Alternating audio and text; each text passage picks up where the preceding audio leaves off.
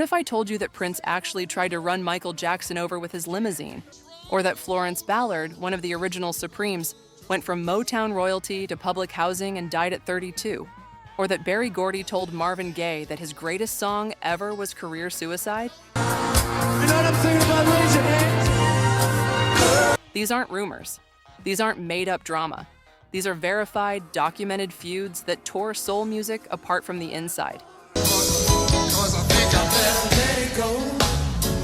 Number 2 on this list is a story so tragic that the entire music industry tried to erase it. Number 1 proves that when you fight the system hard enough, you can actually win. 10 feuds, real stories, ugly truths. Let's go. 10. Diana Ross versus Florence Ballard, the Supremes' Civil War.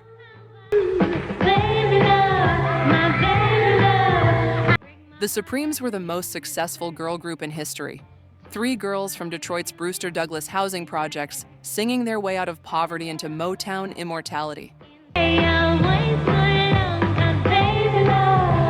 But behind the glitter and choreography, a war was brewing that would destroy one of them forever. What did I do wrong to make you stay? Florence Ballard was an original member. She helped form the group. Her voice anchored the harmonies that made the Supremes legendary. But Berry Gordy saw something in Diana Ross that he wanted to build an empire around. Slowly, deliberately, Diana was given more and more lead vocal duties. Florence watched her role shrink year by year. She wasn't imagining it.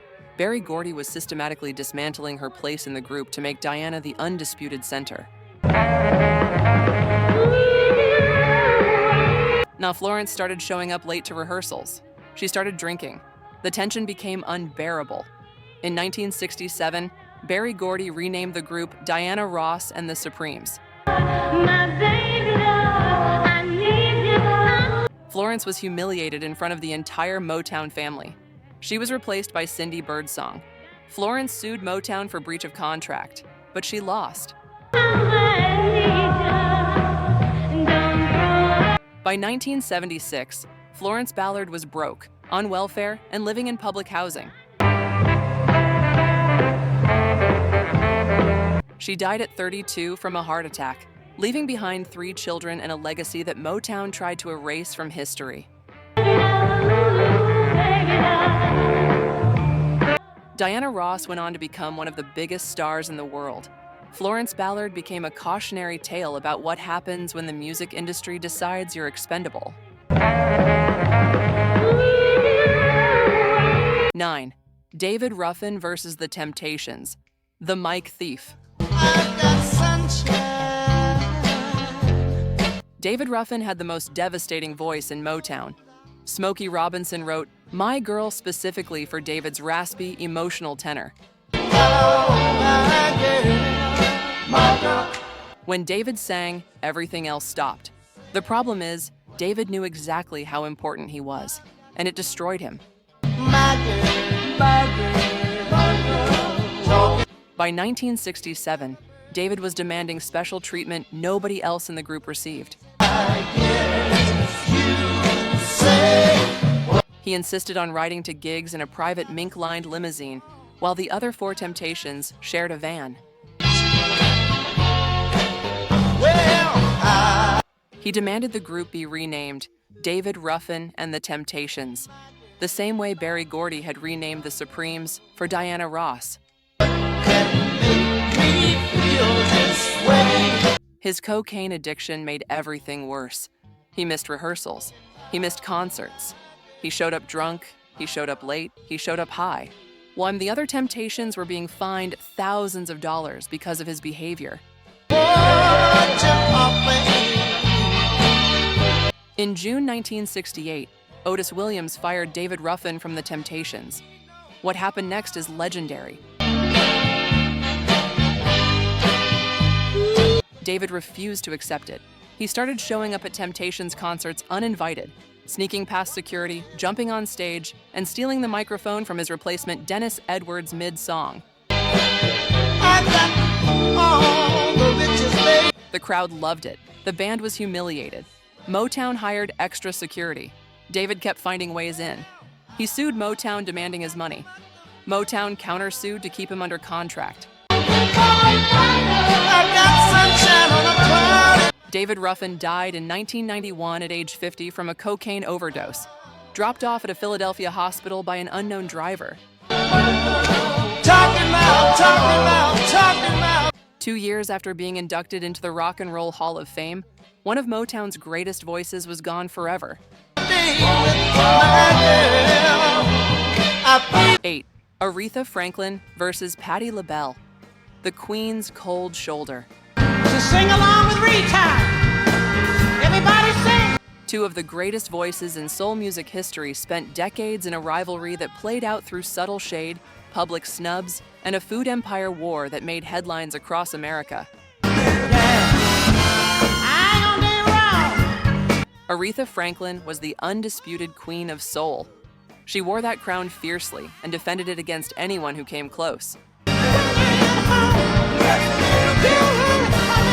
Patti LaBelle was equally gifted, with a voice that could shatter glass and melt hearts simultaneously.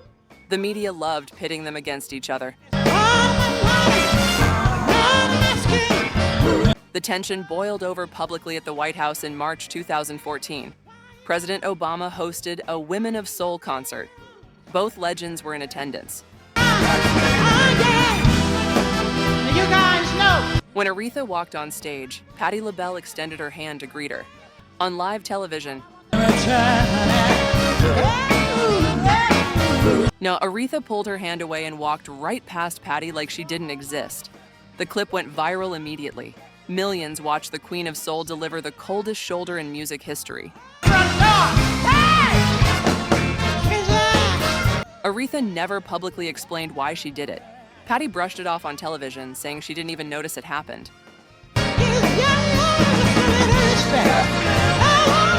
Then came the food war. Patti LaBelle launched her sweet potato pies through Walmart in 2015. They sold out in days, becoming one of the retailer's biggest food products. Aretha saw the success and immediately launched her own food line, telling the press publicly, "Ms. Patty's gonna have to move that pie to the side." Both women denied having a feud until their deaths, and Aretha's passing in 2018. Patti released a heartfelt tribute calling Aretha a rare treasure and my sister in song. But the cold shoulder at the White House remains one of the most iconic moments in soul music rivalry history. 7. Teddy Pendergrass versus Harold Melvin. The Stolen Spotlight. And the Blue Notes. Harold Melvin built the Blue Notes from the ground up. He was the leader, the organizer, the man who kept the group together through decades of struggle before they ever had a hit. Never know me. Then Teddy Pendergrass walked in and changed everything. Teddy joined as lead vocalist in 1970. And immediately the dynamic shifted. His voice was raw, powerful, and emotionally devastating in a way Harold's never was. Philadelphia soul audiences went insane for Teddy. Record sales skyrocketed. Grammy nominations followed. You should understand me. But every article, every interview, every television appearance, they were all about Teddy. Harold Melvin, the man who founded the group, who kept them alive through years of obscurity, was being treated like a background player in his own band. When we argue, fuss, and fight! When the tension in the studio was palpable during the recording of If You Don't Know Me By Now, Harold was reportedly jealous of the attention Teddy was receiving. Don't get so excited! And that jealousy created an atmosphere of resentment that paradoxically enhanced Teddy's emotional performance. Never know me. You'll never know. Producers Kenny Gamble and Leon Huff recognized that Teddy was the commercial engine. They gave him all the best material, the biggest production budgets, and the most promotional support. Harold felt sidelined in his own group. By 1976, the situation became untenable. Teddy left Harold Melvin and the Blue Notes to pursue a solo career. No, you won't! The split was acrimonious. Harold felt betrayed by the man he'd given a platform to. Teddy felt he'd outgrown a group that couldn't contain his talent. That should be so easy to do. Harold Melvin died in 1997, largely forgotten, and Teddy Pendergrass became one of the biggest names in Philadelphia soul. Long as we've been together. Until his devastating car accident in 1982 left him paralyzed. The stolen spotlight became the cruelest irony either man could have imagined. If you want more verified music history like this, subscribe now. Part 2 is coming with 10 more soul feuds. Real research, real stories, no gossip. Hit that subscribe button right now. 6. Isaac Hayes versus the Shaft legacy. The man who lost everything. Isaac Hayes was the biggest black star in Hollywood in the early 70s. Shaft won him an Academy Award. He became the first African American to win Best Original Song at the Oscars. He was a cultural icon, a symbol of black power and pride. Then everything fell apart. Isaac Hayes' relationship with Stax Records was already complicated. He'd helped build the label into a powerhouse, but the business dealings were murky. When Stax went bankrupt in 1975, Isaac lost his recording contract, his royalties, and his financial foundation simultaneously.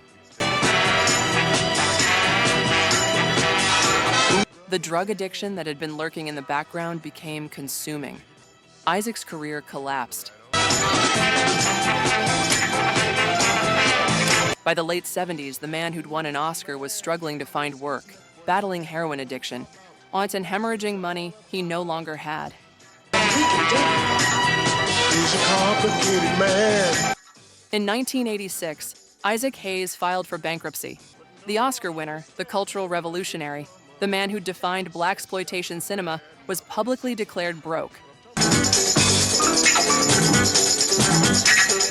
He owed millions in taxes and debts accumulated during years of reckless spending.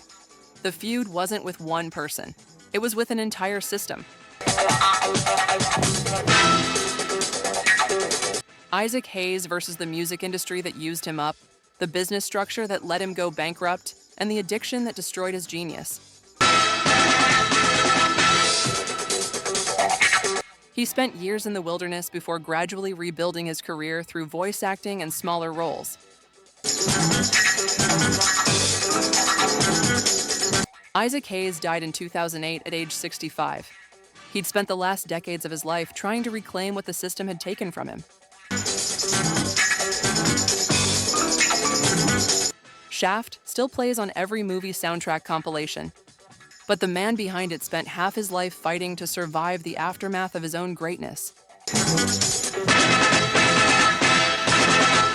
5. Florence Ballard versus Motown, the erased original. We touched on Florence Ballard at number 10, but her feud with Motown deserves its own deeper examination, because what happened to her is one of the most devastating stories in music history. Florence Ballard co-founded the Supremes.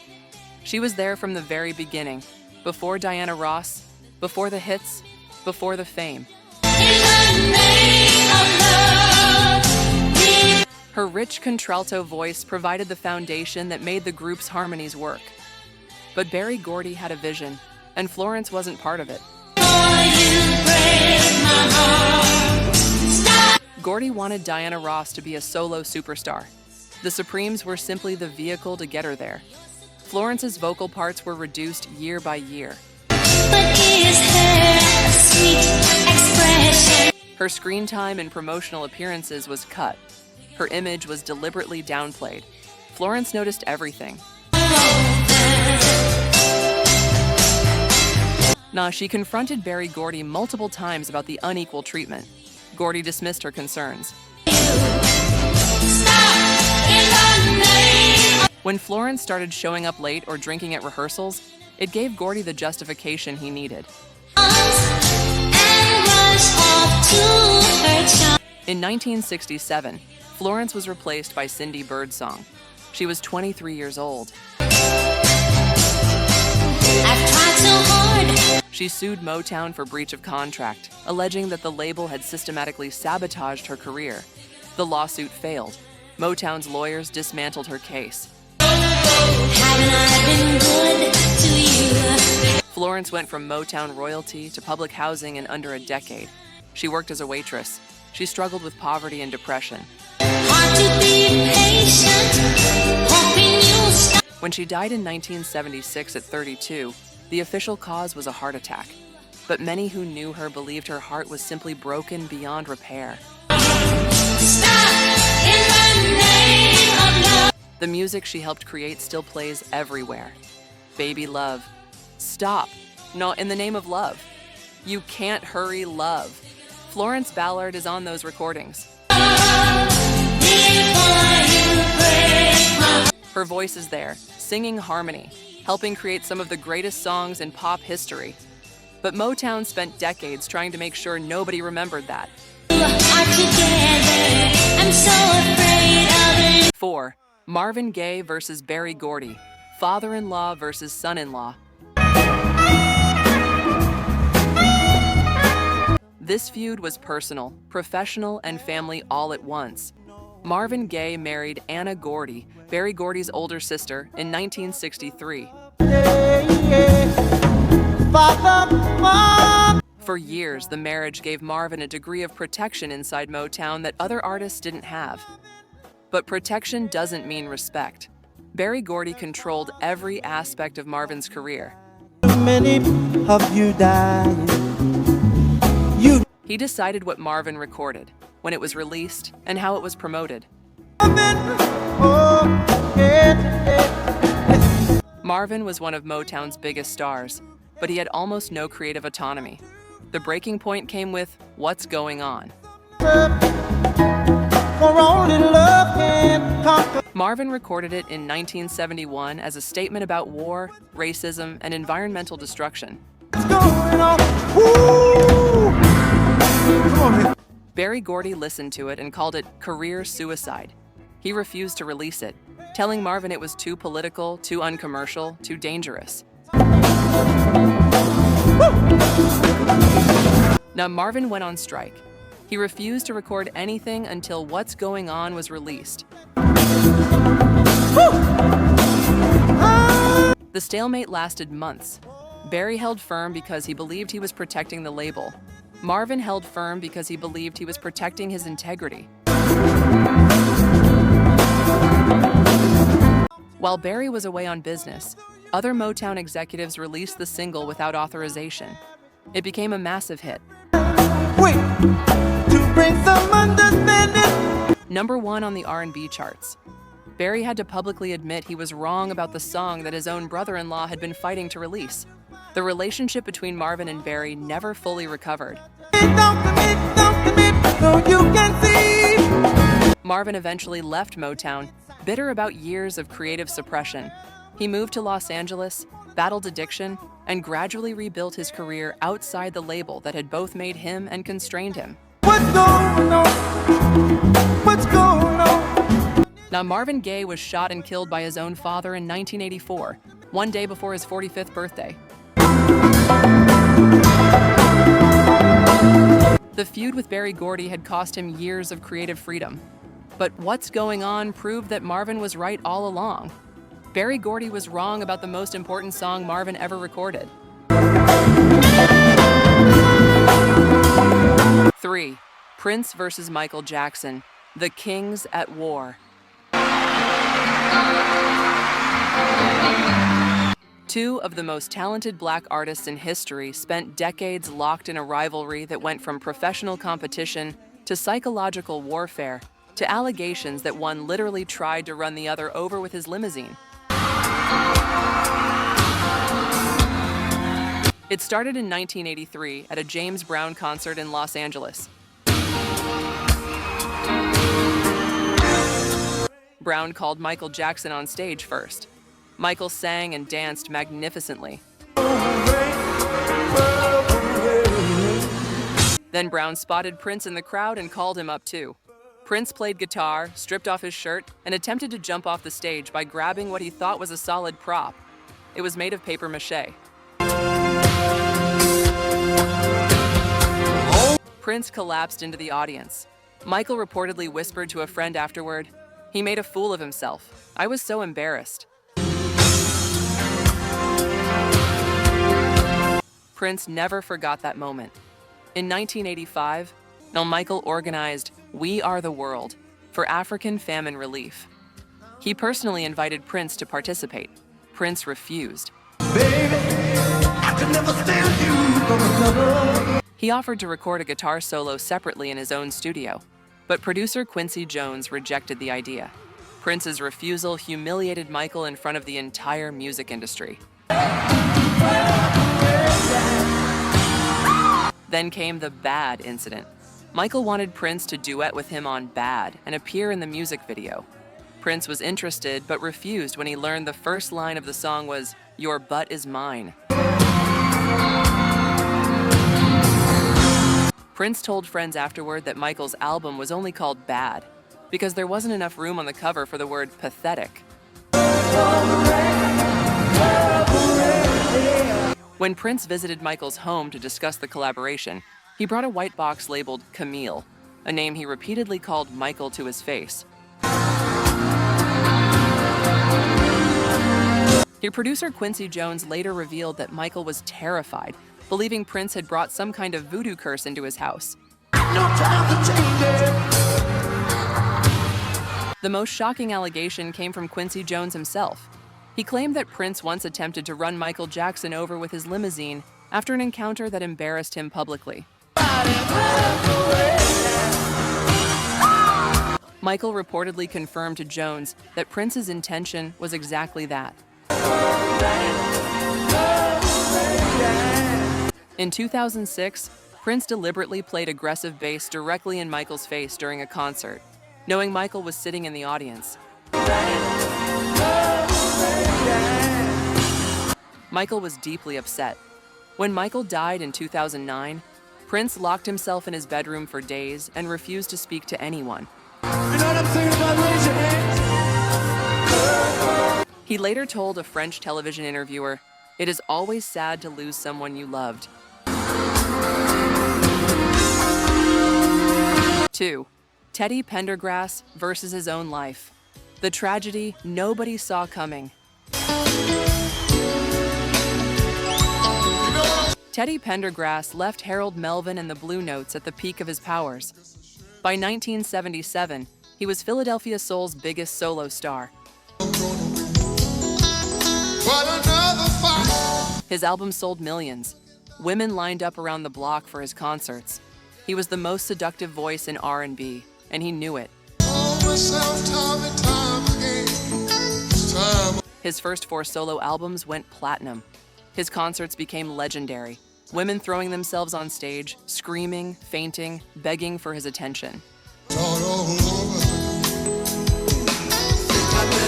Teddy was living the dream that every young black man in America fantasized about. Then on March 26, 1982, everything changed in an instant.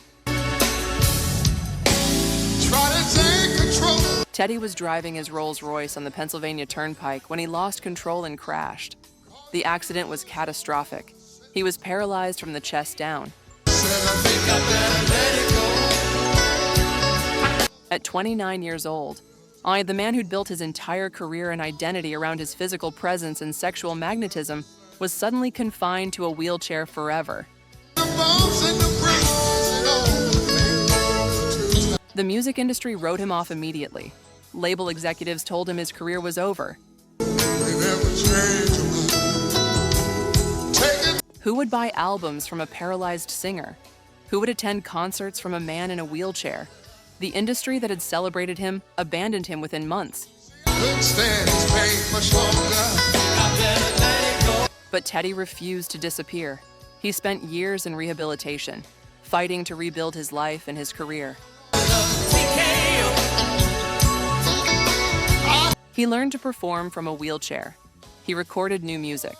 He proved that his talent was in his voice and his artistry, not in his ability to walk across a stage. His comeback album, Love Is the Final Answer, in 1991 won a Grammy Award. He performed at Nelson Mandela's inauguration in 1994. Now, he continued recording and performing until his death in 2010. Teddy Pendergrass's feud wasn't with another artist. It was with fate, with an industry that gave up on him, and with his own body that betrayed him at the worst possible moment. He fought back and proved every single person who counted him out was wrong. 1. Stevie Wonder versus Motown, the child star who fought the machine. Stevie Wonder was signed to Motown at age 11. He was a blind child prodigy from Detroit who could play piano, drums, and sing with a voice that made grown men cry. 13-month-old baby. Berry Gordy saw a gold mine and signed him immediately. For a decade, Motown controlled everything about Stevie's career. They decided what he recorded, who produced it, how it sounded, and when it was released. They manufactured his image, controlled his public appearances, and kept him locked into a formula that was generating money but suffocating his genius. Stevie was not a passive participant. Even as a teenager, he pushed back against the label's creative restrictions. He wanted to write his own songs. He wanted to experiment with new sounds and new ideas. Motown said no, repeatedly, consistently, and firmly. The feud came to a head in 1971 when Stevie turned 21 and his original contract expired. He had leverage for the first time in his life. Every major label in the industry wanted to sign him. Motown was terrified of losing their most talented young artist. Stevie demanded something unprecedented, complete creative control. He would produce his own records, play most of the instruments himself, write all the songs, and own his own publishing. If Motown wouldn't agree, he would walk away forever.